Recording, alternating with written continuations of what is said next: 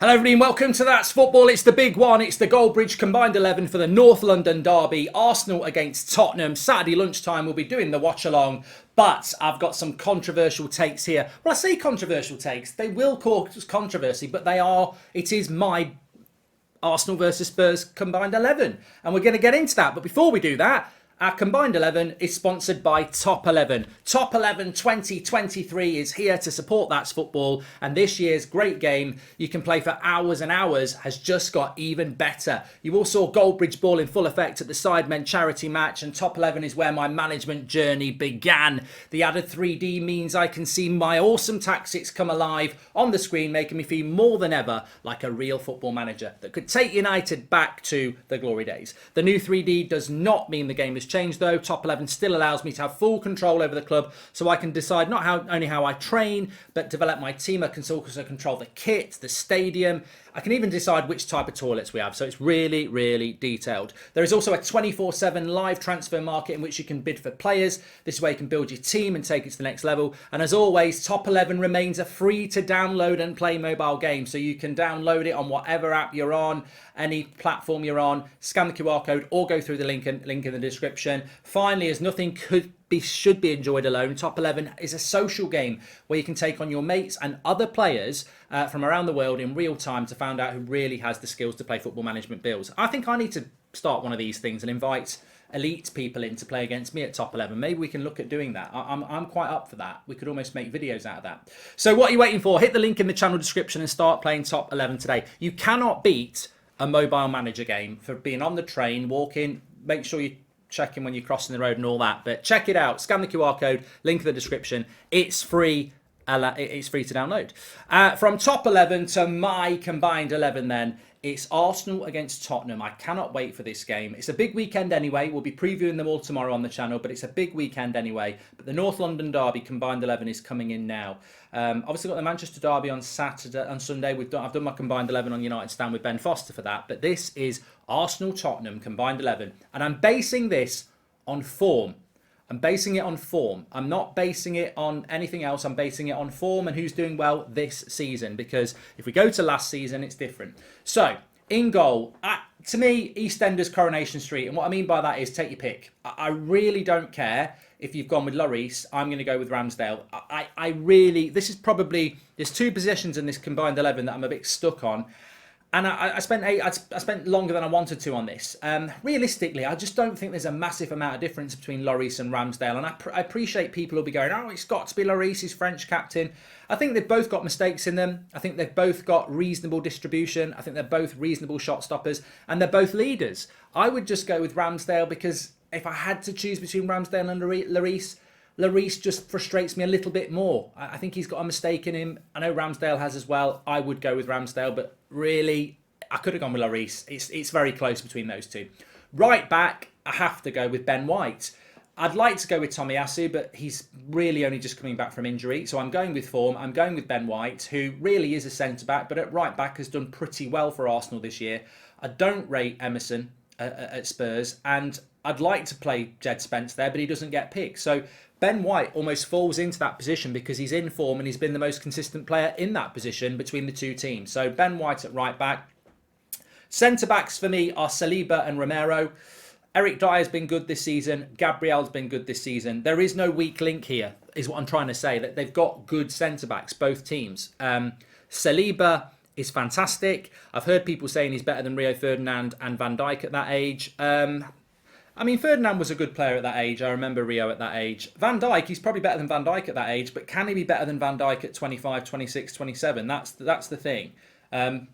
There's loads of players that were better than other players at 20, 21, 22, 19. It's about being there in your prime. But he's been brilliant this season. He's been one of the standout players. So I'd have to put Saliba in there.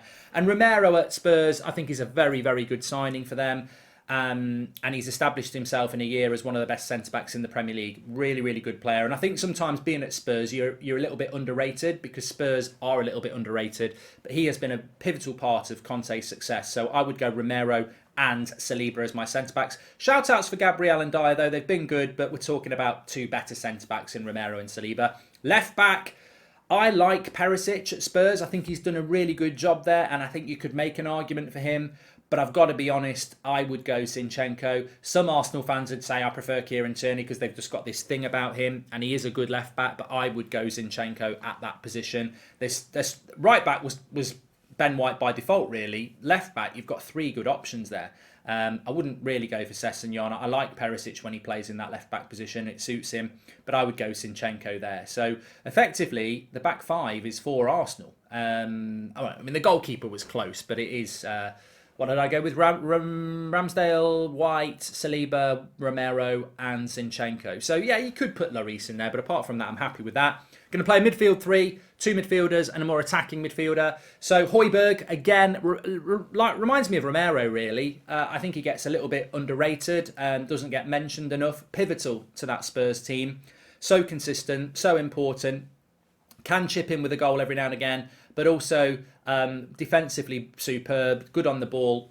Really like him, and I think that he has to be in there. And then next to Højbjerg, I would actually go with Xhaka. I love this sort of story.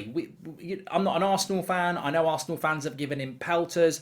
I don't necessarily disagree with that. I can't stand it when we've got it with McTominay at the moment, and he's nowhere near as good as Xhaka is at the moment. But he's had a bad 18 months. Most people would have said don't play him again. And then under Ten Hag, he's been a lot better. And he's getting the praise now. I love these sort of players that are dreadful, absolutely dreadful, and deserve the criticism as footballers, but then put the work in and get better. And I think Xhaka's been very, very good this year. It might not be fashionable to say that, but he has been very, very good this year. And I would put Xhaka next to Højbjerg because we're doing it on form. And then to complete my midfield three, it's got to be Odegaard for me. I don't think Spurs, because of the Spurs formation, it doesn't really suit the formation I'm playing, which is 4-3-3 basically. Two box-to-boxes and one more attacking midfielder. Spurs don't really have that.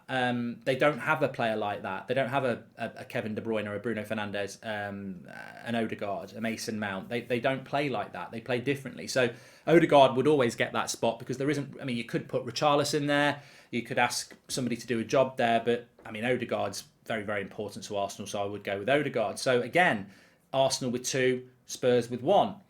Left side of the attack, Son for me. Martinelli's been very good this season. I know Son's form hasn't been great, but that hat-trick he got just before the international break puts him bang in form for this North London derby. And also, Son is better than Martinelli. So I think Martinelli's been good this season.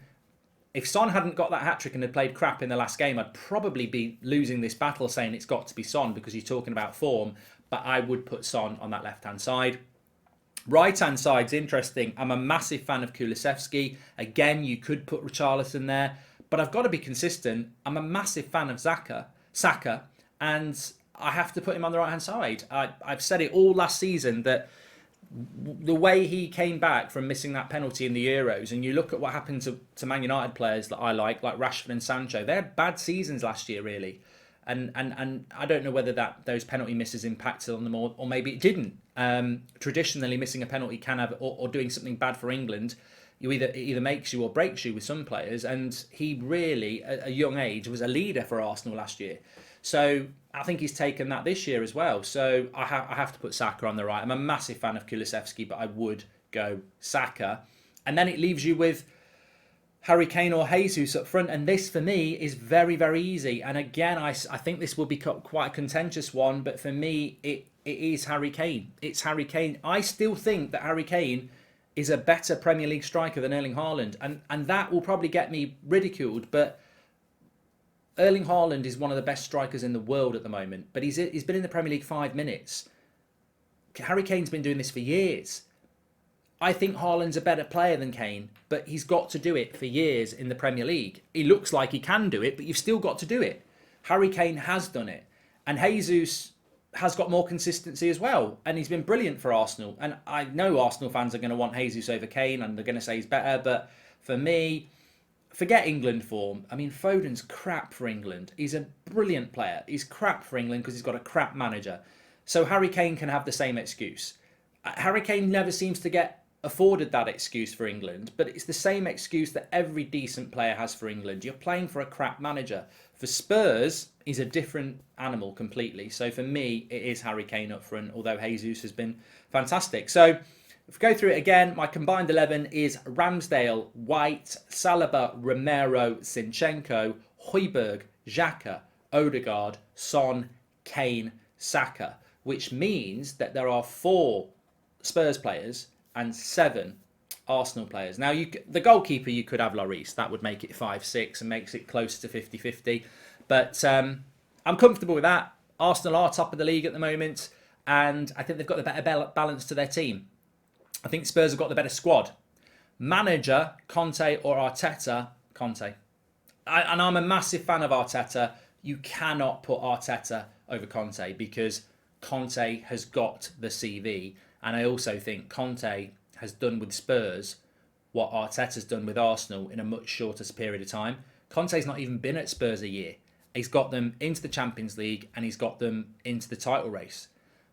In that year, Arteta missed out on top 4 and has them top of the league. They're close. For me, it's not like everyone knows I could see what Arteta was doing for years. But for me, Conte is above. So the manager is Conte, but Spurs lose to Arsenal 4-7 on players. But Lloris you could change for Ramsdale. It's close. I'd be happy with that if I was Spurs, by the way, because to be honest, 4-3-3 is not how you play. So you can't even compete with the Odegaard position because you don't have a player to do it. So that's one you're always going to lose. So that makes it more equal anyway.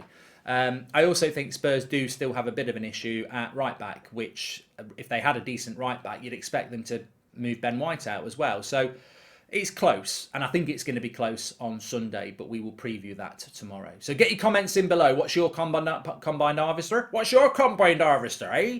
What's your combined 11? Let me know. And don't forget to check out Top 11. Free to download. Get playing it today with your mates or on your own. Links in the description as well. I'll speak to you all in a bit. I enjoyed that. And I'll enjoy the Premier League preview tomorrow. Get ready for that. Speak to you in a bit.